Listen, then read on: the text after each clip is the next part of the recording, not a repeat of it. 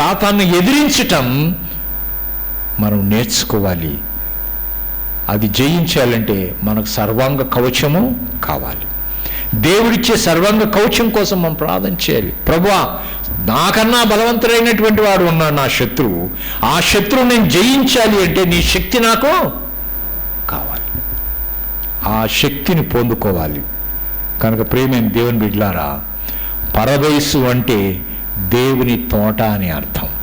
ఆ దేవుని తోటలోని జీవవృక్ష ఫలాలను తినాలంటే నీవు జయించాలి. కనుక ప్రియమైన దేవుని బిడ్డలారా, మనందరికీ దేవుడు చేస్తున్న హెచ్చరిక ఏంటి అనంటే, కోల్పోయిన ప్రేమను తిరిగి పొందుకో. ప్రేమ అంటే ఏంటి? దేవుని ప్రేమించటం అంటే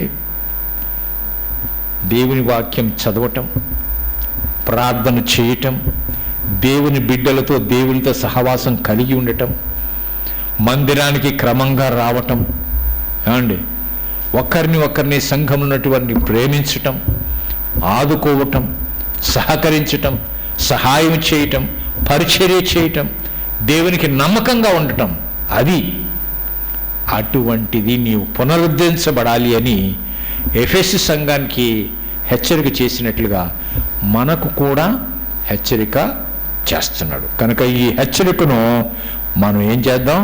స్వీకరిద్దాం. హెచ్చరికకు మనం లోబడదాం. దేవుడిచ్చినటువంటి వాగ్దానాన్ని, ఏంటి ఆ వాగ్దానం? జయించువానికి పరదేశులో ఉన్న జీవవృక్ష ఫలమును భుజింపనెత్తును. కనుక అటువంటి ఫలాన్ని మనం భుజించినట్లుగా, అర్హులు ఉన్నట్లుగా దేవుడు మనల్ని, మన సంఘమును, సంఘములో ఉన్న ప్రతి బిడ్డను కూడా ఆశీర్వదించును గాక. ఆమేన్. ప్రార్థన చేసుకుందాం. ప్రేమ కలిగిన మా దేవా, నీకు స్తోత్రాలు చెల్లిస్తూ ఉంటున్నాం.